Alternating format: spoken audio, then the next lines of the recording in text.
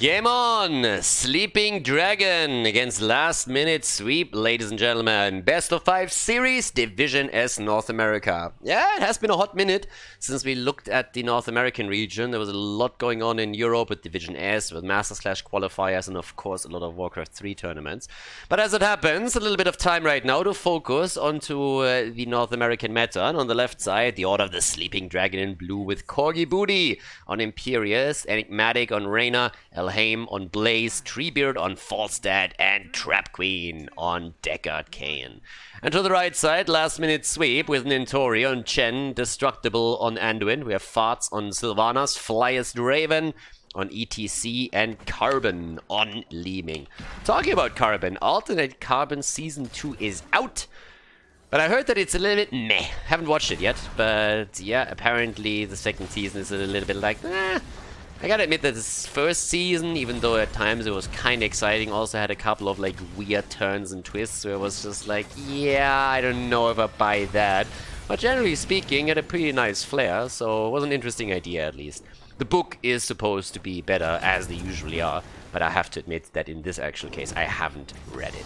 So, as we're heading into our Heroes of the Storm game, on the other hand, we have currently Last Minute Sweep in a position where they are running all of this with a double front line. Pretty typical setup, actually, for both teams, if you think about it. I mean, there's obviously the fact that we have Blaze in a main tank position for Order of the Sleeping Dragon with Imperius at the side. But generally speaking, you look at the lineup and you're seeing 2 frontliners, you're seeing 2 backline damage dealers, and there's no Uther involved either. So there's no Uther, there's no Cho'Gall. I mean, this is actually fairly normal. For NA, this is a very timid setup right here. So we'll see how that goes. For now, Ether Walk on level 1 for Li Ming. We have Brightwing with a Bribe. That was nearly a kill against Sylvanas up here. And down at the bottom of the map, we already have potions just getting dropped everywhere by the old man. Hit him with a stick, baby! Hit him with a stick! But doesn't really want to go up against ETC. Stick apparently does not beat guitar, so it doesn't want to get hit by that. And again, we still have this dominance of the yellow snowflake. I keep telling people, don't write that thing. It's pretty much just snow that somebody peed on. It's the only time when you actually see yellow snow. So guess what a yellow snowflake is. But for some reason they still do. So there is apparently something that excites people about this. Trumpy tip. Elhaim on the left side, barely surviving. That was actually a clutch one, because if ETC gets the power slide through, that could have resulted in a kill. And we have actually a dagger build. I mean, we honestly see stacking on Sylvanas with level 1. Unfurling Shadows is in. And we now have also the static shield on level 4 for Falstad. So we're going to see a very heavy focus into the Lightning Rod build. The Panda is down. Topside, China won't be pleased. Yeah. Apparently there's a lot of panda abuse going on right there, and China is going to execute a revenge play. Maybe unleash some kind of virus or something. Coronavirus. But there's the second kill. A kill for each side, so Jimmy is now down too. And we still have our little rotation set up here. But I gotta admit that Sleeping Dragon is so far doing pretty well here. Looking pretty solid. I mean, they have the global. I like that. Depends a bit on what ETC takes. There's, of course, always the stage dive option at level 10. But right now, I would say the blue team is doing fairly well here. They're currently the ones that are rotating a little bit fast. I mean, there's not really lead by any means. We don't have a kill lead. The experience is the same. But they, generally speaking, have done pretty well in the rotations. Up at the top, though, they need to be a little bit more careful, because that happened now for basically the second time. The top lane is very endangered. We had one hero die on the blue team side and another one for the red team. Falstad barely made it out over here. Same time now, level 7 talents are in. And Falstad already flies up to the top. The bird right there. Sylvanas and Chen are just brutalizing this wall. And Falstad is just sitting there. It's like, help! Team! And nobody is coming to the rescue. Reminds me of Quick Match. Destructible put into a corner. LA might die though. And no way. Oh my god, dude, get the fuck out of there. What are you doing? Committing Sudoku for no fucking reason. ETC and Li Ming are both dead. Blaze died too. I mean, that guy had a death wish if I've ever seen one. It's like, what the hell? He survives with 40 hit points and then turns around and is like, boys, I got this. And starts to attack again. I mean, that was optimistic to say the least. So, yeah, he dies. I guess they still traded 2 for 1, so it's a win at the end of the day. Not sure if that was really needed, though. We don't have a full Lightning Rod build, by the way, so on level 7 we still see Boomerang. It's a good wave clear coming in, and that allows them to get also the control later on in the game with more global value. But up to the top, Nintori has to be careful. Elhaim comes in, and these jet propulsions are currently not hitting as hard as he probably wants them to. But there is now a lot of pressure against the red team. Last minute sweep was going to try and prevent the Dragonite in the middle of the map. We're nearly on level 10 though, so that's one thing. We still have everybody else jumping down to the bottom of the map. Enigmatic is already sitting tight here. Destructible, Anduin alone on lane. Yeah, it's not really it's not really his comfort zone. Being in a situation where he might have to fight is not really something for him. But the fight at the top lane, whew, it's getting spicy. Sylvanas is already down and they try to go for the Panda, but ETC prevents the worst. Down at the bottom of the map, Anduin is just sitting there trying to throw light balls at Reyna. That doesn't really work out. Blaze therefore capitalizes on the double shrine control and gets us up at the top. Panda kills Panda as we have the top attacking the red team's opening. I mean, again, this is pretty common. It's kind of exciting, interesting that people are still getting so excited about it. But yeah. Now Calamity is in. We have level 10 abilities, we have 6 kills against 3, and the blue team is doing fairly well. We are still waiting for the heroic ability on Deckard Cain, so either we're going to see the Lulnado, or he is going to try and put everybody to sleep, which is very good at. Enigmatic is trying to just hide and vision a little bit. It's not happening, dude. You're alone against 3. That's just not going to be a good outcome for you no matter what. Lulnado it is, by the way. Okay, ETC with a stage dive. It's party time, baby. Gets the slide in. Here comes the light bomb. That didn't hit anything. But they're still trying to make the play for Deckard Cain. And the old man is isolated. And Li Ming comes in with a quick kill and takes him down. Gets the reset. But not enough to take anybody else with her. So far, so good though. A bit of a comeback attempt. We could also see a couple of top keg plays, of course. Since Chen has gone into the wandering keg here. Farts down here. Oh, and the kill against Sylvanas. Yeah, it's actually getting a little bit nasty in this game. His kills all over the place, and it's kind of getting funny. Now that we're talking about the top keg plays and just him drinking the entire time, it reminds me of this one thing that was dropped on Twitter the other day, where apparently 38% of Americans have decided that they are under no circumstances going to touch Corona beer because it has to do something with the coronavirus. It just has to. So you need to be careful there. They don't want to get infected, so no Coronas for them. Yeah, that's an unfortunate marketing twist, by the way, for that brand. I honestly think we should look at the stock there. Might be an opportunity. Anyways, camp taken, but the kill against Reyna. Jimmy is down and the action is ongoing as we have the focus straight up on Blaze. Elhaim is getting zoned out again. ETC with a slide and the triple kill. Deckard Cain is dead again. The old man taken down immediately. Yeah, can't run, can't hide. It's unfortunate. So he's already dead, and well, all of a sudden it looks like last minute sweep might actually start to sweep that game pretty quickly. Now ahead in kills, about to be ahead in experience, especially since they take the bird down too. Chicken for dinner. So off we go. Up to the top. There's also a bit of a 1 versus 1 setup, but look at Corgi Booty. The flyest Draven is trying to interrupt all of this. He wants that booty, but he doesn't get the booty. Because the booty is currently trying to take that fort down, and honestly, I think that's going to succeed.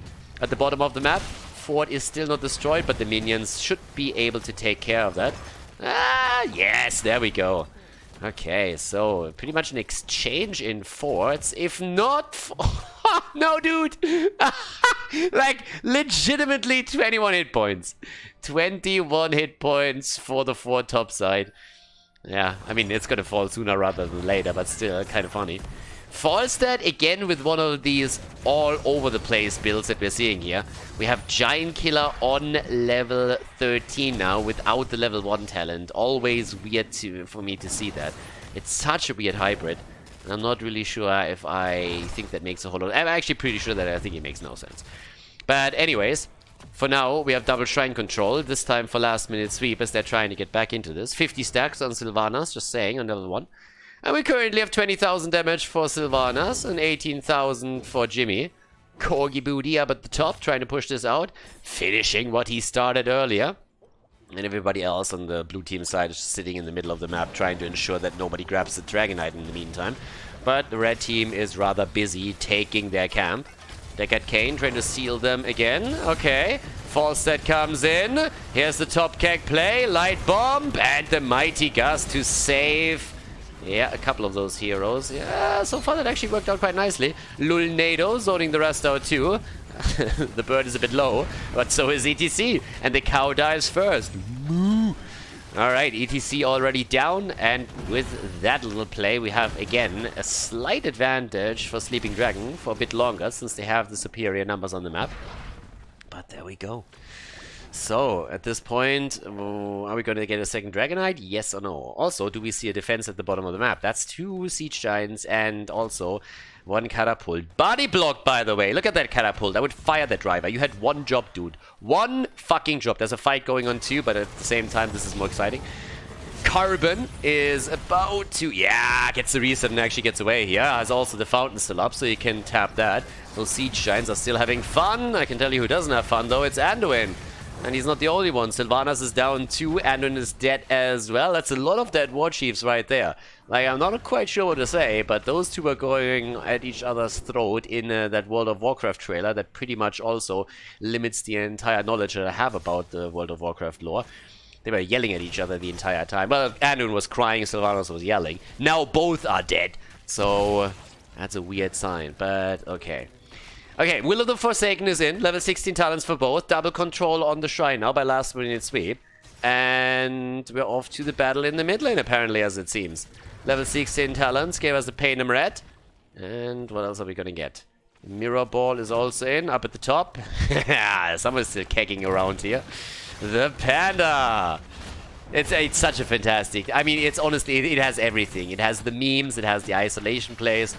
We still see a lot of triple panda played these days, but a bit more keg play as well. It's actually kind of nice. We have both. The Flyer's Raven is trying to fly away.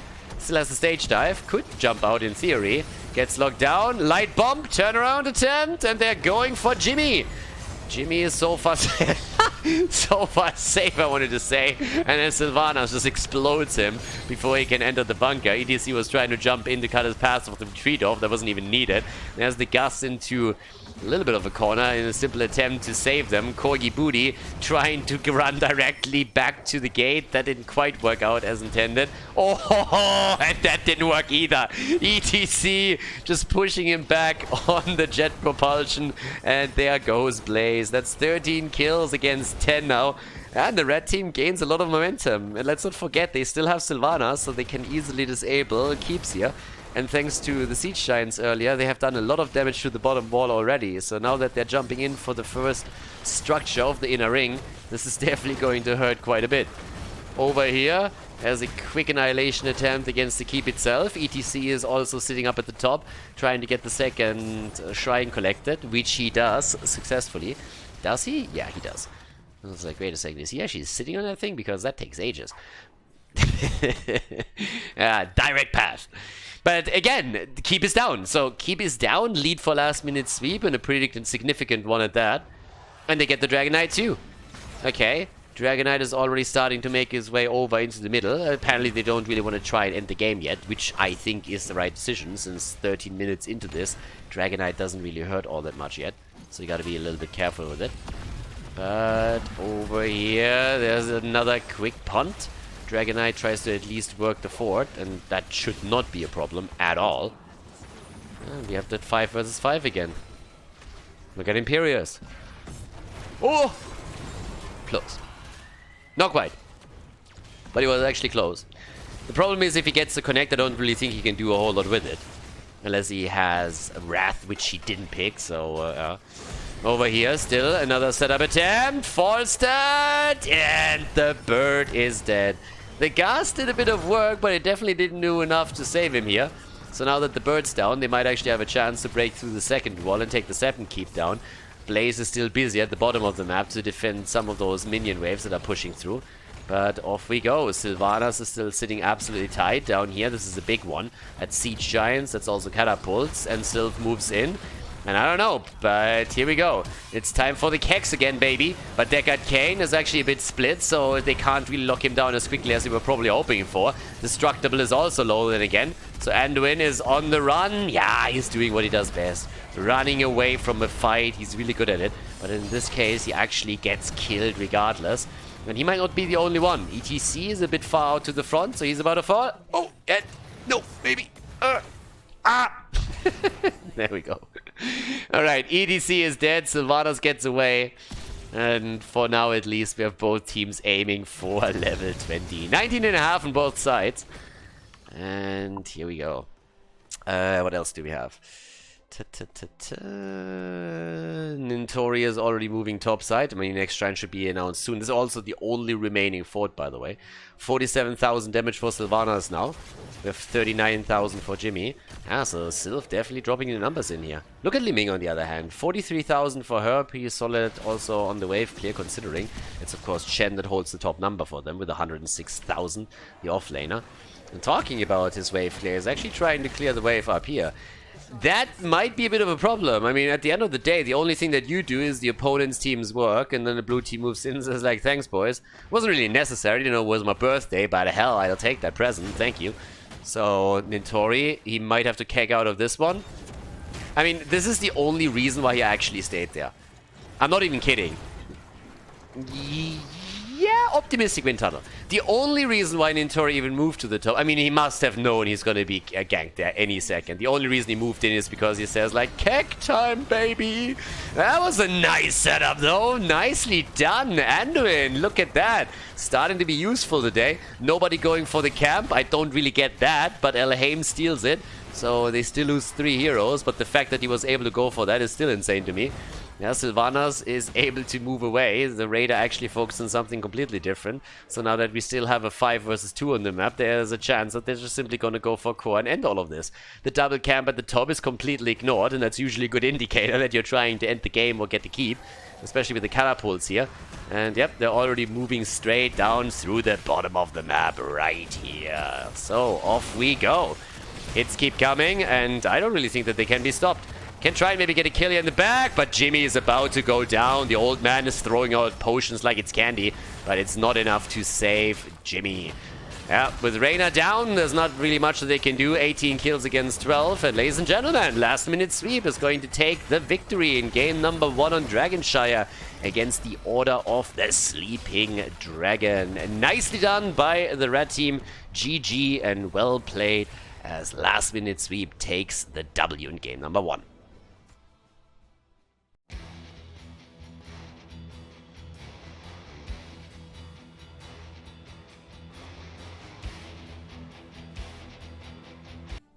Game number 2, ladies, is Order of the Sleeping Dragon. Well, they had a bit of a problem in game number 1 and lost the map eventually against last minute sweep. And then they decided to go back to the roots. And with that, I mean back to the North American meta. So they pretty much looked at the composition and they're like, tanks? Who needs them? Nobody! So Uther is back to business, played by Trap Queen here in the main tank role, as usual. 3 nerfs so far to his tankability and sustainability, and they still love him at the front here. We have Kogi Booty on Malthael and Haim on Anna, so double support Malthael for maybe even a Divine Shield nano boost with Tormented Souls, plus Medivh, as if the Uther Anna combo wasn't enough. Enigmatic on him. Treebeard on Gul'dan, and on the right side for last minute sweep, Nintori on Mal'Ganis, Farts on Hanzo, Destructible on Deckard Cain, Carbon on Jaina, and the Flyest Raven is playing Blaze. I honestly don't really know what's going on here, but I look at that composition and I'm like, what the hell?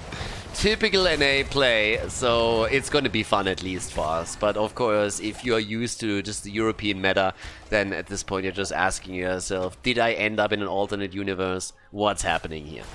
Especially if we just watched the other day Wooby and Breeze and Poik playing again and just executing combos beautifully with fantastic rotations, but now we have a very, very different style.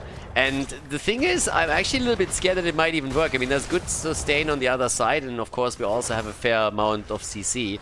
But the name of the game for the Order of the Sleeping Dragon is just simply Empower Malthael.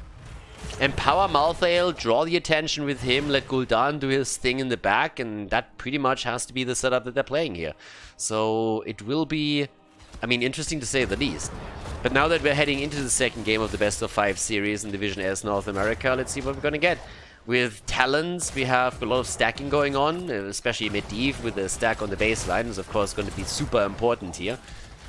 This, by the way, Uther is already down. Alright, so the first target again. Uther is dead, the Lightbringer. Well, he definitely met the light now. The thing is, every single time when I see something like a Medivh in one of those North American games, especially in this case, I kind of feel that there's a missed opportunity. Why the fuck is Flyest Raven actually playing Blaze? I mean, if that's not a name for Medivh, then I don't know what is. If I was named Flyest Raven, I would pick Medivh and just like fly around all game long and never do anything else. That would be my only thing. And when people yell at me, it's like, dude, what are you doing? It's like, have you read my nickname, dude? Have you read my name? Think about it. IQ 200 players here. Can't die if you don't participate. But as it stands, we have 1 kill against 0, slight advantage in experience, and level 4 talents are in as the first shrine is already cleared for the top. So, let's see who's taking it. 17 stacks for Medivh. He was actually in a bit of trouble there for just a second, but was able to portal himself out. Corgi Booty, look at this, playing this slow, alright, not being aggressive about it, just playing it super safe. Letting the rest of the team go for the Shaman camp instead. And, well, here we go. So, for the time being, down at the bottom of the map, Medivh is still flying around there. I have no idea what that sound was, by the way. That was neither a raven, nor was it a chicken. I mean, maybe some kind of, like, parrot? I mean, even that's a stretch. So, yeah, I don't know where that came from. Apologies to all the parrots out there, and all the ravens in particular, of course. But, yeah, as we are heading into the first fight, we have a 5 versus 5 set up at the top lane. And, well, let's see who takes the first Punisher here. So, off we go. We have Nintori already on Mal'Ganis, rushing around here. I mean, both teams are more so interested in trying to get the experience on the lane in order to get an early level 7, it seems, as working on the stacks themselves. There's a bit of a lockdown attempt. Jet propulsion, and it's portal time. That's one way to get out of there. But they could set this up again, and they're trying to go apparently for Uther, the main tank in the setup. I honestly at this point ask myself continuously what exactly has to happen in terms of nerfs to Uther that NA stops picking him. And every single time I see Uther, I have to laugh about the Blizzard development, the developer notes in the patches when they were saying like, yeah, Uther is clearly too strong. We see him picked too much as a main healer and as a tank. And I'm just like, yeah, you just kind of showed that you watch nothing else but North America, boys. Yeah, good old Uther. NA loves him, Europe looks at him and is like, what the hell is North America doing here? But yeah, level 7 talents on both sides now, and the first kill is in, this time against Naganos actually, so we have this Order of the Sleeping Dragon in a bit of a lead here. Uther is again on the move, but is trying to come in for the stun and gets it against Jaina, but there's no damage follow-up, at least for now. So here we go. Turnaround attempt, enigmatic, careful buddy. 32 stacks, he nearly goes down. It's pretty much saved by the health globe. 39 stacks on both sides, and they stole it away. They actually stole it. Last minute sweep, stole the Punisher away. Now they go for Uther again, the second time that he dies. They bait the Punisher in front of the wall even. Should I go into my Division 7 rant here about you have to bait the Punisher over, or do we just skip it this time? Unbelievable. So now the entire wall is going to get decimated. I'm actually a little bit shocked that the red team doesn't get more than that. Considering that they kind of screwed up the defense a little bit, it still works out more or less for them. I mean, the wall is just barely getting destroyed. We had Blaze already at the bottom of the map now. But yeah, here we go. They're trying to go for the second wall. Level 8 is in, which means that the next talent is of course 10, and that's when things get really interesting around the Tormented Souls play that we can actually expect here. So, for the time, 37 stacks for Medivh put him into a spot where he should actually be able to complete this without problems. But, of course, there's always the quick match rule, right? Quick match rule is that when your Convection Khaldor has 19 stacks, he's going to die. The same goes for Medivh. So if the quick match rule holds, Medivh has only a few seconds to live. But maybe in Division S North America, they can complete that. I mean, he's gonna try. And there it is, at 38. Yeah, it just needs a little bit more. 2 more stacks and he's in. 2 more stacks and we're playing, boys. Okay, so... Medivh is trying. Enigmatic is looking for it. It's like, I know I can do it. I know I can do it. I'm a strong, independent woman. I can definitely get that in. There it is! Yes! There we have it. Quest completed. Time to feed, baby. Nah, level 10 abilities are in for last minute sweeps, so they got it. We currently have the Water Elemental, Deckard Cain, and Melganis are going to fight a bit of an individual battle, trying to find out who's more boring, aka who can put more opponents to sleep. So we have Deckard Cain heading straight into the... stay a while and listen, sweet summer child. Ha ha! A tale of woe. Anyways, on the other hand... Oh! He went for Last Rites! Yeah, actually given his build it makes a bit more sense, but still, Last Rites makes no sense with this combo. I mean, it honestly doesn't. This is nano-boosted Malthael with Uther follow-up and double support behind it is crazy. Why the hell would you not go into that? Granted, there are stuns out there, but you can drop a Divine Shield if you want to. And you have also Medivh, so they're apparently hoping that Gul'dan Medivh are going to do enough damage for Malthael to drop the Last Rites here. But I'm a little bit shocked. Given the map and given the combo that they have, I really expected Tormented Souls. We've seen Tormented Souls with that setup do enormous damage in the past. Like, win entire games just single-handedly. But yeah, so they go for Last Rites here. Time to stack, baby. Let's get that cooler reduction going. Over here. Camps are taken on both sides any second. Yep, Shrine gets announced. Nintori is waiting over here with Destructible. Down at the bottom of the map, we have Hanzo and Malthael sitting on lane. Up at the top, the goal is, of course, to just push this out a bit more. Keep in mind that this wall has already fallen, so there's that. And, well, let's have a bit of a look. Now, since Malthael is pretty much out of the race for a nano boost, I guess that we're going to get it either on Gul'dan or, which Nea also loves to do, on Uther, which isn't as bad as it seems, actually. You have a lot of stun potential through that, so it's not actually a horrible choice. But if you want to boost the damage output, then Gul'dan might not be a bad option there either. 26 stacks for him thus far, working on the Echo Corruption, of course. Yeah, and Blaze is still sitting a bit longer topside, so he needs to make the rotation. As over here, we have the 5 versus 4 battle happening. Stay a while and get wrecked! And down they go. So, yep, they stayed and they got wrecked. 1-2 immediately down, and boys, they're not going to be the only ones. Uther is dead as well, should be used to it by now. And Malthael is also down. 4 heroes eliminated. At the last minute, Sweep jumps in and gets 4 kills. Easily. I mean, holy hell.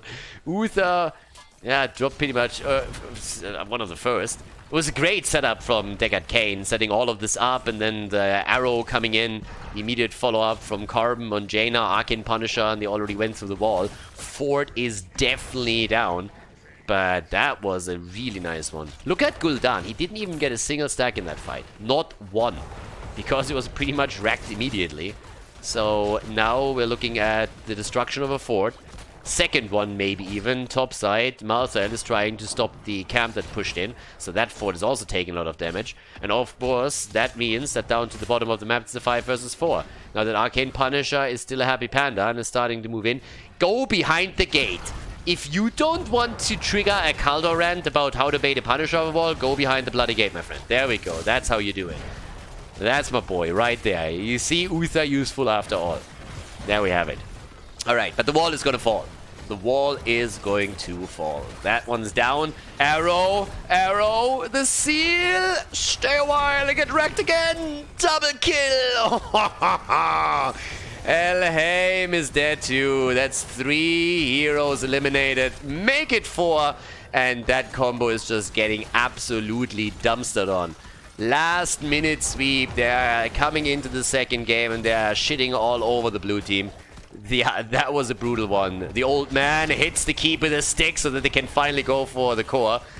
They were a little bit too far out there, but let's see. Can they end this? Their timers are low. Might not be able to pull it off, but Gul'dan pulls a Houdini. He disappears. Bit of a disappearing act by him. Then again, they are starting to be a bit low here, so they gotta be careful with this. Core hasn't actually taken any damage. Last rites and goodbye. Yep, he's dead, and they are gonna lose more on the chase, aren't they? Fly's Raven is realizing that too, and is just like, I'm gonna go for the core, boys. I got this. Come on, at least 1 damage point. Whatever you do, make it 1 damage point. Just 99. I just want to see. Yes, there we go. He's actually doing a little bit more than expected. The catapult is still there too, and Uther is like, hey, wait a second. 80%! He took 20% over the catapult! 77! That's my boy! Blaze! Oh yeah! Yeah, Hanzo! Gets killed! Nano boosted Medivh, baby! Oh, but he dies eventually. Took the cap though. Took the cap and got the kill. Yeah, and Destructible is just fucking smurfing. I mean, those ults are beautiful. He might still fall though. Why? Just disengage, guys. 1, 2, 3, 4, 5. 5 is more than 4, and 4 is more than 3. That's a quick math lesson for you. Very helpful in Heroes of the Storm. If you are behind, just don't try and fight these fights. So yeah, here we go. That's a hot one. There's also a pretty hot push at the bot lane. If the mini wave spawns now, okay, Medivh is there. Medivh to the rescue. Medivh is ready. 16 talents are in. That gives us now also the Horadric staff, the northern exposure. There we go. Does anybody else want a baseball skin for Deckard Cain, where he just like goes full in on the swing with that staff? I honestly feel like Leoric might be the better character for that particular skin, but every single time I see Deckard Cain with the Horadric staff running around, I feel he would also be someone that could use that thing. I want a baseball skin, like for one of the two, and then just go in for, I mean, seriously, just go for the home run, baby. That's what we need there. So another fort is down, 16 talents on both sides. We have 12 kills against 4, and since the shrine has spawned at the top side, bot lane could become an issue, but Malthael at least pushed it out as much as he could, so that's nice. And now it's the fight over the next Punisher. Big lead, of course, on the map for last minute sweep, but they haven't won the game yet. Off we go. Well, and let's have a little bit of a look. The longer they delay this, actually, the more the bot lane is going to assemble more and more catapults. It could potentially end up at the core. But we're only 14 minutes in, so there's that. Alright, Uther is already moving in. Trap Queen gets a bit of a beating here. Oh, gets the stun. Arrow from Hanzo. Stay a while and get wrecked. And no reckoning here, apparently. Oh, Elheim! Yeah, the kill. No, no, no. The bunker is out. They can't get a kill, guys. Nano boosted. Malthael. And he got Hanzo'd. Gul'dan just got Hanzo'd. But look at the rest of them. Look at them. They're still alive. Like, what the hell? All of them are so incredibly low. If finally Uther dies, there's Medivh. Okay, now we're talking 3 versus 2. But it took them an eternity to get those kills in.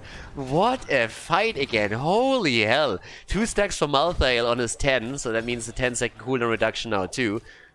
But this is actually... This is wild. This is North America. And talking about wild in an A, I mean, bot lane, that's where the catapults are moving in now. Up at the top, the 3 versus 2 is so far going pretty well for the blue team. Okay, stop focusing different heroes. Just go for the same target, guys. That's the kill against Malthael. Stagger death. Granny is trying to run away. She's not making it either. 17 kills against 6. And that also triggers Khaldor to defend the bot lane because he's just simply saying, fuck that shit. We're not going to get the top Punisher anyway, so let's just abandon that situation. Oh my god. 2-level lead now. 17 to 6, 2-level lead. Let's take a quick look at the damage. 46,000 for Jaina. 32,000 for Malthael. And then it is Khaldor that reigns supreme over there with 29k. Yeah, Uther gets bullied. Uther just gets bullied the entire time. Okay, the Flyer's Draven wants to make the fly plays in the middle of the map. Again, they got portals, dude. You need to be a little bit careful. Okay, tries to jump out, comes to the rest of the team as they're just taking the camp away, and so far so good. Mortar Punishers in too, and that's a big push topside, of course. Catapults are ready, they have the Shaman camp, Punishers on the way, so they can already work on the wall here. But it's also going to be portal time again. And this could hurt. Level 20 talents are in. This is a big lead. I mean, seriously, right now, last minute sweep is just in a dominant position. With the level 20 talents in particular, fortified bunker and everything. Malthael a little bit low. Punisher wants a piece of the action. Has the sleep set up. This time he missed it a little bit. Early ice block from Jaina as well. That's a lot of cooldowns that just got burned by them. But they're looking good, at least when it comes to the destruction of the keep itself. Ford in the mid lane, still in play, but this is looking bad. Yeah, Dr. Sheep, how do you evaluate the situation? It's bad. And so was the joke. But we're heading into the core, and that, ladies and gentlemen, is gonna be game, likely. I mean, right now, that seems like it's it. There's Malthael dead, Jaina has also died, but that core is losing hit points super quickly. And yeah, there we go. Core loses hit points quicker than Bernie Sanders loses democratic support. And that is the second victory for last minute sweep. A 2-0 against Sleeping Dragon in the best of 5 series. Big lead as we are heading into game number 3.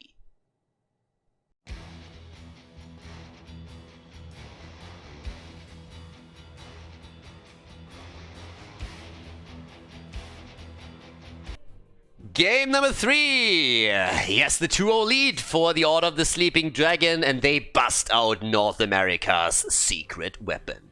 Cho'Gall is back to business, boys. Our favorite ogre is already in action on the left side. On our third map, we have Corgi Booty on Leoric, Elhaim on Malfurion, Enigmatic on Greymane, Trap Queen on ETC, and Treebeard on Lee.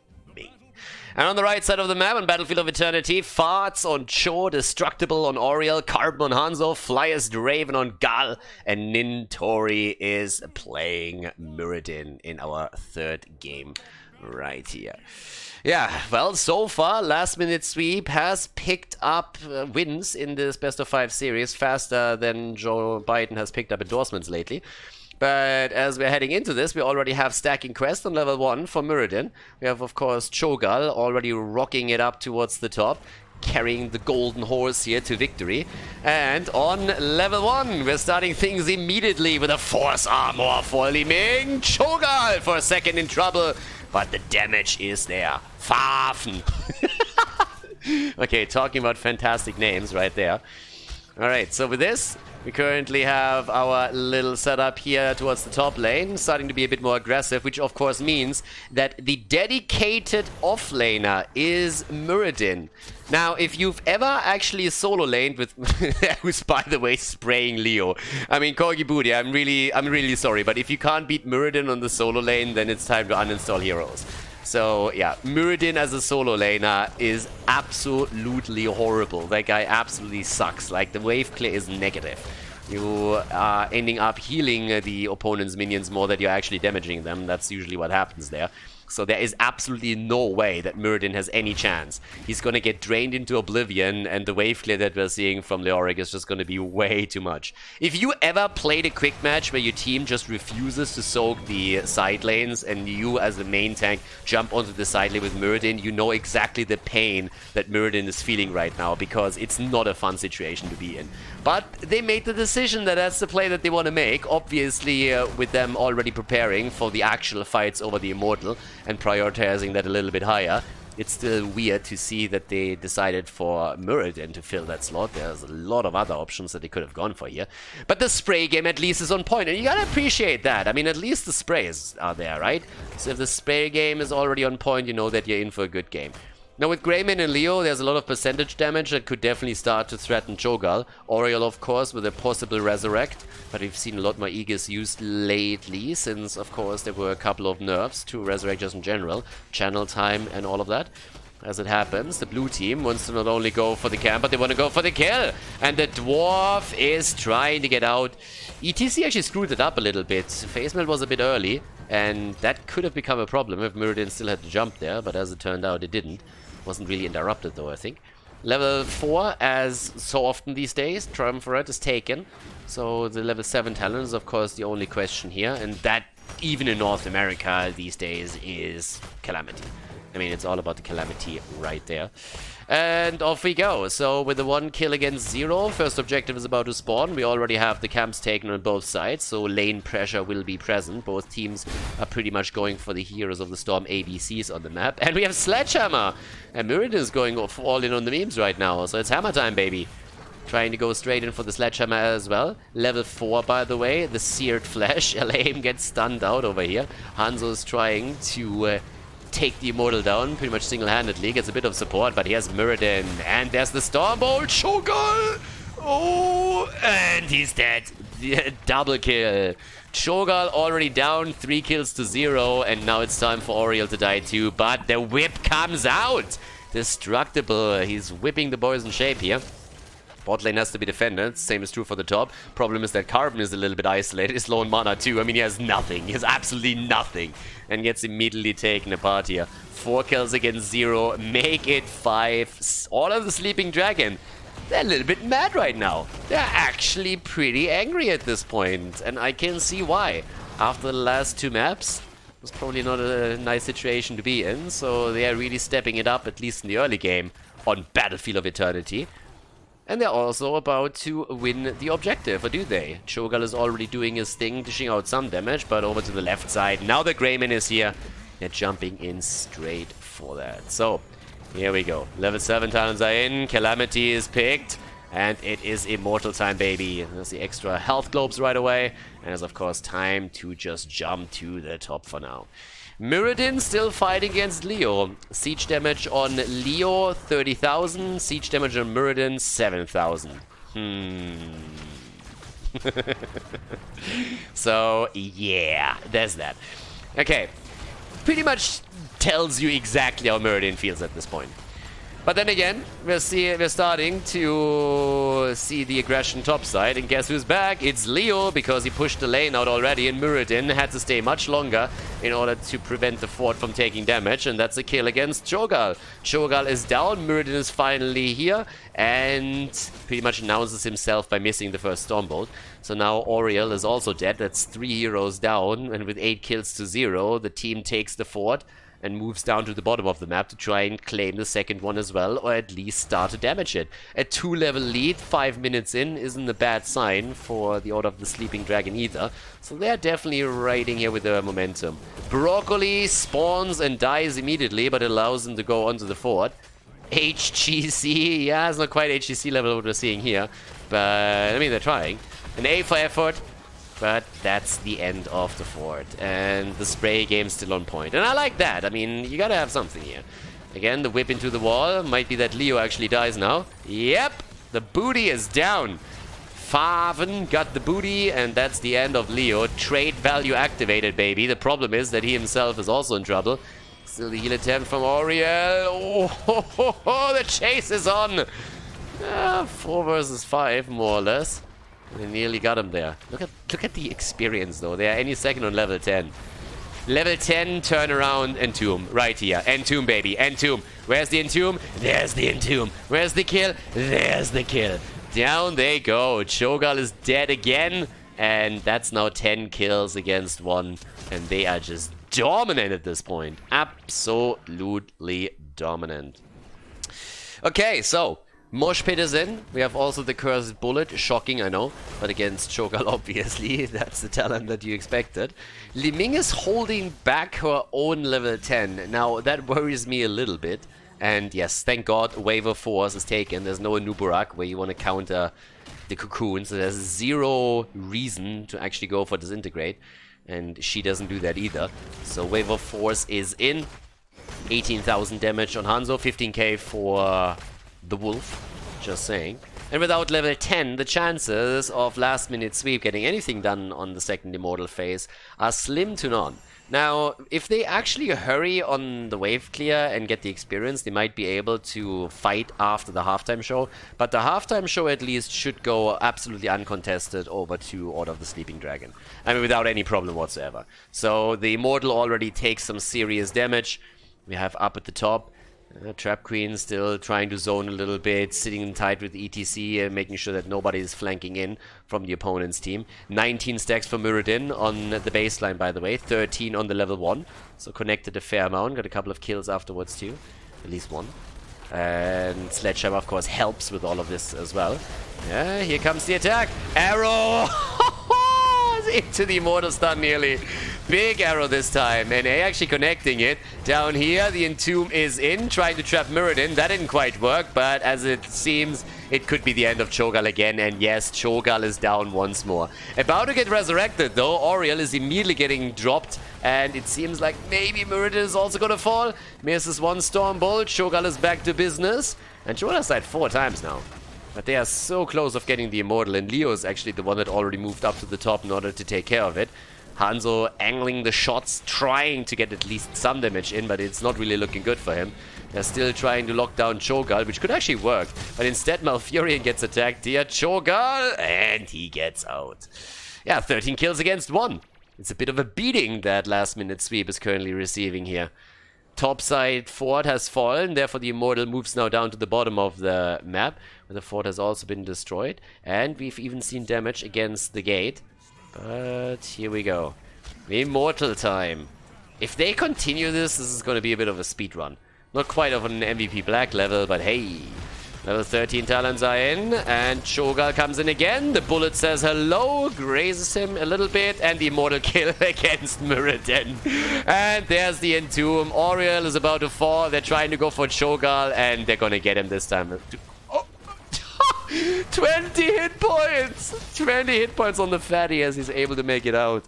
Yep, nicely done. He definitely did some cardio, improved his 1k time a little bit, and that just helped him get out of range. Nicely done. So Cho'Gall gets away, but the keep can't run, so this one is down. We're now looking at 15 kills against 1. We have the Immortal still in play, and they're gonna go for the core here. Quest is completed for Muradin. ETC is low though. Elhaim also in a bit of trouble. I'm not quite sure if they can end this here. It's a bit early. The Immortal's not really all that strong, but they're doing a mad amount of damage anyways. And if Cho'Gall dies again, which he does, they can definitely go for the finish, and they will. Yeah, we're gonna get game number 4 at least. Maybe even a 5th one if this continues. Order of the Sleeping Dragon come back with the with the first win in game number 3. So we're heading into the 4th map of the best of 5 series here, Division S North America.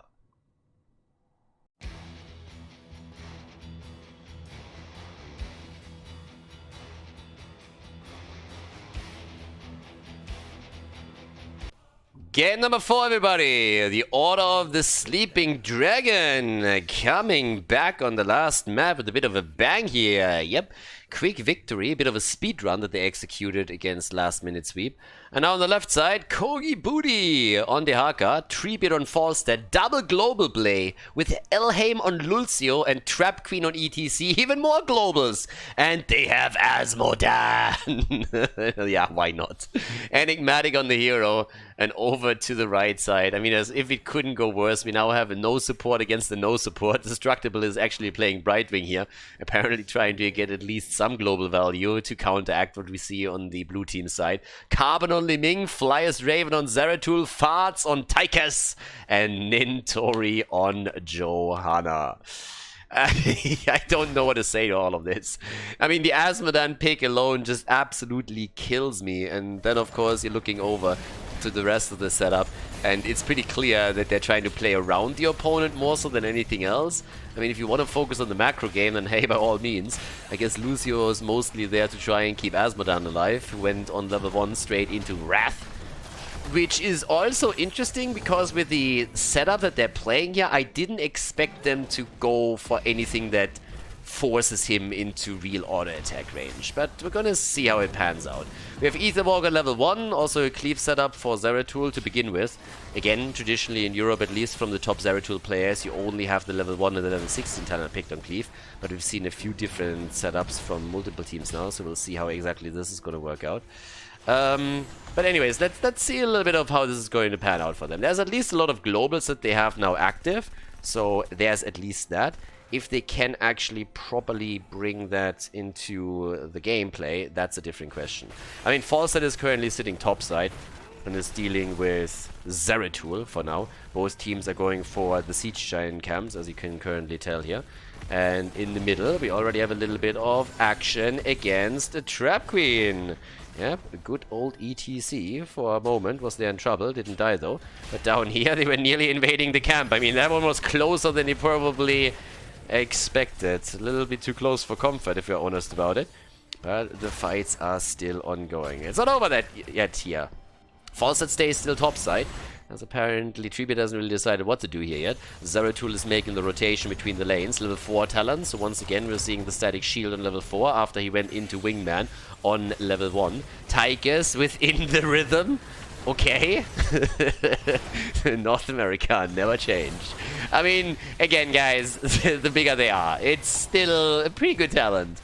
Especially if you set any kind of kill up with the Johanna Blessed Shield, with anything else that can slow a target down. Seeing in the rhythm here is, let's call it special.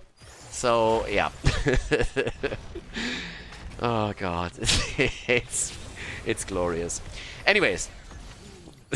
Now that the shrines are activating, that's usually when you want to have a global at the bottom of the map, so that you can push a few more lanes out and get some extra experience before you force the objective fight that normally gives you a slight advantage in experience, which could lead to an early level 7 talent. And that's pretty much what we're going to look for now. And yeah, let's have a quick look at the bot lane for now. So Brightwing is already here, so is Corgi Booty, so they're already playing around the globals. We don't really see any plays from Falster to get the mercenary camp, which is something that Last Minute Sweep has definitely focused on, which I like a lot. Normally you see both teams making that play, but for some reason Sleeping Dragon decided that they want to keep that camp for later in the game. Bit of a surprising choice, but anyways, that's the one that they're making. Already Treebeard over here getting attacked, and there's the assist as Flyest Raven is in trouble and goes down. Zeratul eliminated, and that's the first kill with a good drag against Jojo. In tower range, stunned and pushed back, didn't have the trade up, and that's the second kill. Zeratul and Johanna both eliminated here. Nicely done. And now, of course, with level 7 in their hands and 2 kills against 0, they have control over both of the temples. And that's pretty big, actually, at this point in the game. So they can establish a pretty solid lead in structures. Already destroyed the wall in the middle. Yep, that was an air ball right there. Up to the top. ETC still holds onto the shrine. And as it seems, Tychus actually activated the minigun without any real targets inside. I mean, he has 10 stacks now. He just had 9 a second ago. Apparently was hoping for a bit of a fight that he never really got. We still have a full-on cleave build, by the way. So Seeker in the Dark on 7, plus Calamity for Li Ming. And 75 stacks now for Enigmatic, which isn't really a whole lot, if we're honest about it. It's not horrible. It could be a bit more. Flyest Raven wants to get the kill against Lucio. He's not the only one. There's a bit more to it. Then with the Polymorph, they might even get it. Oh, Lucio, and he gets away. Or does he? He's actually playing with fire here. Especially, yes, that's the kill. Serves you right. Lucio is down. They've been doing these plays throughout the entire series. They're pretty much dead and they for some reason turn around and are asking for punishment. That's exactly what they've just now received. 3 kills against 2, since Falset and Lucio have both fallen. I mean, I honestly feel they had a big chance of moving both away and just leading with that 1 kill. But they decided to play it a bit too greedy and then they were punished in the process. Now, the bottom right camp was, of course, stolen, so that did some extra damage on the 4-2. And it's one of the most important things when you're playing on this map, that you try to damage your opponent's structures by not actually using the temples, because it will allow you later on to go for temple trades and just get massively ahead and even win the game through it. So, of course, now, Azmodan is still getting attacked. By the way, not top siege for him yet, focusing a little bit more on the stacking process here. They have soon all the globals ready, with ETC going into stage dive. And we actually don't have Blackpool. Okay, so they're going into demonic invasion, trying to raise a few structures down. I'm still expecting stage dive though. I mean, if you're going for a super mobile setup, then stage dive would make sense here. I honestly don't really know what they would do with Mosh Pit. Like, even if they land the Mosh Pit, where's the burst damage that would allow them to get quick kills in? I don't see it. We have 41 stacks for Tigers in the meantime. Camp at the top left is now taken. And, well, here we go. A little bit of an attack against Lucio that didn't quite work out yet. At least there was no kill. Top camp has now been claimed, so that's already good. But now that the shrine is activated, or the temple is activated, that's where they can now start to make the play. But yeah, they still hold the top with the Haka. ETC is in the middle. Fawcett is there too. I mean, the farther top ETC goes, the more obvious it becomes that he's going to go for stage dive. But they're actually not making the play down to the bottom of the map yet. But they definitely could. They could pressure this and then just jump down with every single hero that has a global and force a fight on the temple to maybe get a kill, but also get the few remaining shots that are still there. Right now, they're not really doing that. Brightwing is actually moving topside. That's the moment to really just jump down to the bottom of the map if they want to go for that play. But they're already forcing them off the point as is and starting to take the remaining shots. The fight at the top is still continuing, especially now that the camp's up. Fawcett barrel rolling into this, trying to keep away from Zeratul, attacking the wall actually. Oh, he drops the VP, but it doesn't hit the bird, and the bird fires over the Void Prison to get the kill. 4 kills against 2. Bot lane also getting attacked. Yes, Tigers is down. They literally run him down here. They also are now able to take the fort at the bottom of the map. This game is all over the place. 5 kills against 2. ETC has now picked into stage dive, and they're already pinging the boss. Now, I don't know if we really can go for that. Yeah, these are some really nice developments. Honestly, you never know what happens when you're heading into a fight with this. Falstad is again playing the build that I mean, criticized a little bit in the first game. I really don't see the value of Giant Killer if you don't get any talents that synergize with it. I really feel it would in that case make a whole lot more sense if you go for the full mage build. Flyest Raven jumps out, the Haka down, the gust too late, and if anything, it just saved Zeratul. 13 talents, they had a lead, they had an advantage, but it didn't do enough for them. 160 stacks for Azmodan. Zeratul has now rotated to the bottom of the map in order to deal with the aggression that we can see here. Still has to be a bit careful, but he's going to be fine. Glass cannon for Li Ming! Okay, there we go. Li Ming goes into glass cannon, never change North America. Never ever change. So yeah, they have the vision too. Now they have the watchtower. Brightwing is already looking at the top for the potential temple pick here. Rest of the team rotating around. And here comes another little orb. Have you seen a demonic evasion? I feel like we haven't yet, but I might have actually missed it. I was a bit busy, especially looking at the players of Falset here towards the top. But yes, down here we can already see Zeratul just waiting in the bush for the wave clear. Needs to be careful that he doesn't get chased down by Lucio in particular. Talking about chasing down, yes, for a moment. Looked like they... Oh! VP setup! Team comes in. It's global time, baby! Oh yeah! And Lucio, he actually gets a sound barrier through, but the only one that he saves is him, and that not for long. Lucio is dead. They can neither take the fruit fly down, nor are they able to take Tychus, but they might be able to get Zeratul finally. Yes, and Tychus is dead too. But the bird has fallen, so it's a 3 versus 3 now down at the bottom of the map. Top lane is pushing thanks to the camp that last minute sweep took just a few seconds ago. Carbon is in a bit of trouble though, or he might be. Where's the orb when we need it? Apparently on cooldown, so nothing has been hit here. 7 kills against 5. And let's take a closer look at the damage numbers now. Yeah, 18,000 for Azmodan. Okay, top lane. The Haga is on the way to deal with it. Asmodan has now also the top numbers on the siege damage and has claimed that. Yeah, and over here, what else are we going to get? Well, first of all, we have a little bit of a battle as the Haka gets interrupted on the rotation that he's making. So he gets attacked, he gets the drag in, and they could actually make the play here. They have a ton of globals. Yeah, our wannabe Fnatic players over here are currently trying to play the full global strategy. It's not quite working out as intended, but they're still ahead. They're a level ahead, roughly. And they're trying, of course, to use the fact that they can pretty much jump onto any position on the map within a second to their advantage. So they're doing what they can at this point. Nicely done right now.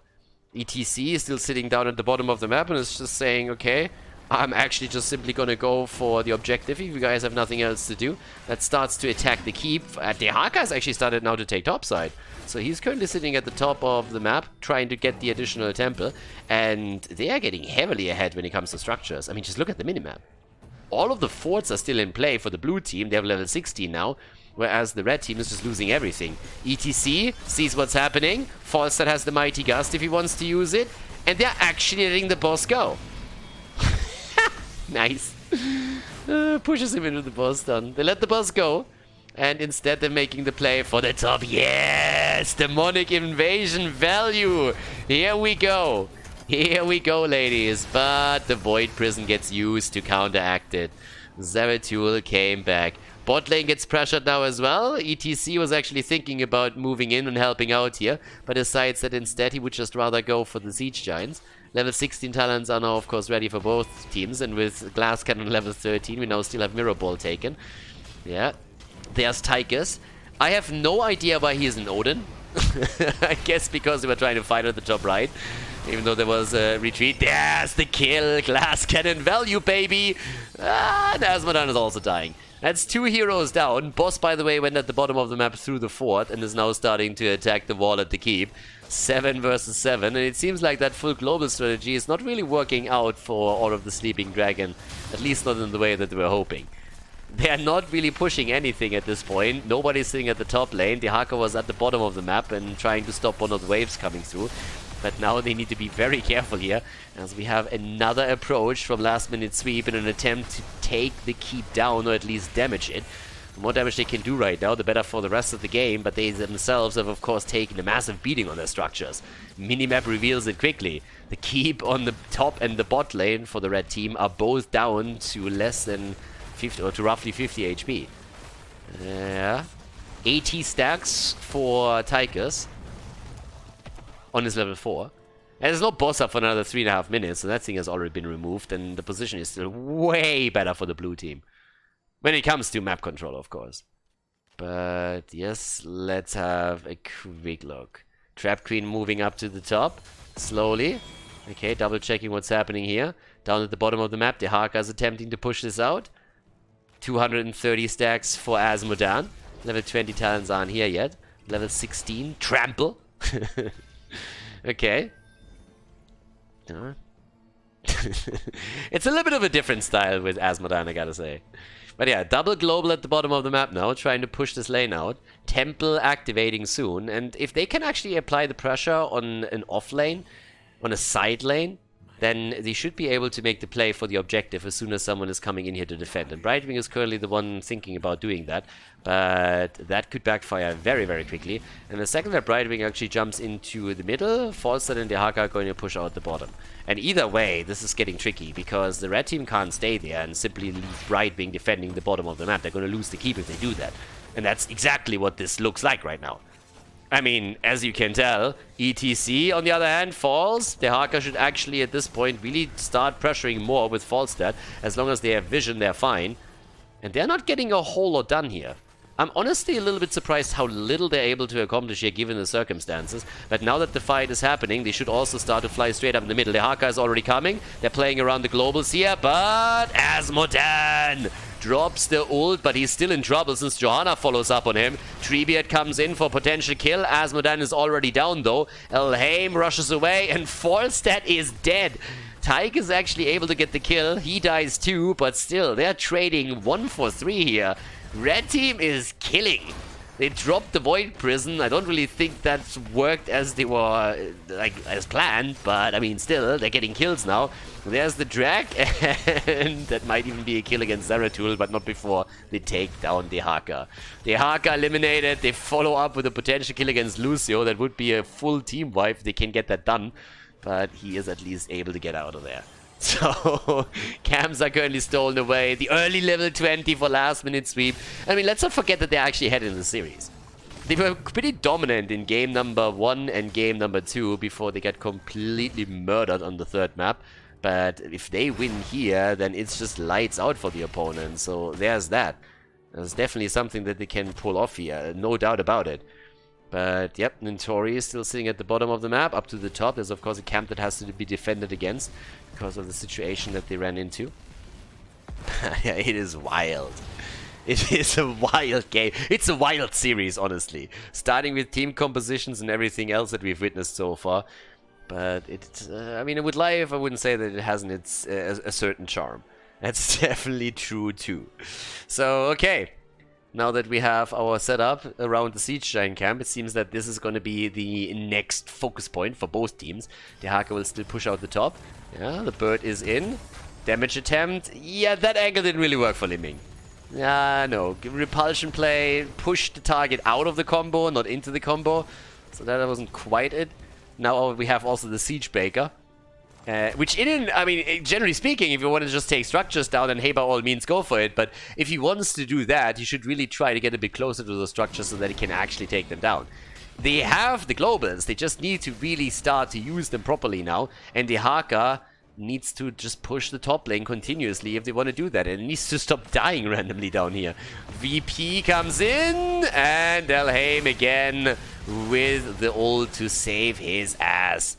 Now the Haka is now moving into the middle. Didn't stay at the top. Again, could have pushed out a lane and then just simply halved back or something. But they're not doing any of this. So off we go. Down here, it's all about the boss. And with ETC down, there's a good chance that the red team is now going to take it. There is still the Mighty Gust though. Mighty Gust gets used. Johanna with the immediate Iron Skin. And yes, there it is. Red team takes the boss, and they take Falstad, and that is a very good opening to potentially also take the game. Yeah, especially since Asmodan is dead. So Asmodan is dead too, and they're already moving down to the bottom of the map, and for good reason, of course. Pushing this out, maybe even putting some damage on the keep before the boss even arrives, is going to give them the opportunity to take this game now. 67,000 damage by Liming. Lucio up at the top is taking at least the opponent's top keep apart, but the question is not if they can destroy the keep or not. The question is, can they actually save the game? And the Haka is dead, and that's not really a good sign. You have ETC and Lucio, the only two survivors, and ETC is dead as well, so you can scratch that already. And this is going to be game. This is going to be the series. Last minute sweep. They're making it happen, ladies. Order of the Sleeping Dragon. They get bodied and murdered on Sky Temple, and the red team takes the big victory on the fourth map of the best of 5 here in Division S North America, and secures the W. Nicely done. Bit of a Mimi series. A little bit of a Lul series, but definitely an entertaining one. So yeah, congratulations to last minute sweep for the victory. Hey everybody, thank you very much for watching the video today. I hope that you guys had some fun with the coverage here. If you want to support me and my work, you can do so now for absolutely free, thanks to your continued partnership with Raid throughout the entire month of March. And I would really appreciate if you could just take a couple of minutes, jump down in the YouTube description, check the link out, download the game, and play through the 20-second tutorial that ends with the dragon fight. And if you do that, you support me directly, it would help me a lot, and I would really appreciate if you could take a few minutes to do that and support the channel here. Either way, I hope that you guys had a good day today, and see you guys soon on the channel here with more esports coverage on Khaldor TV.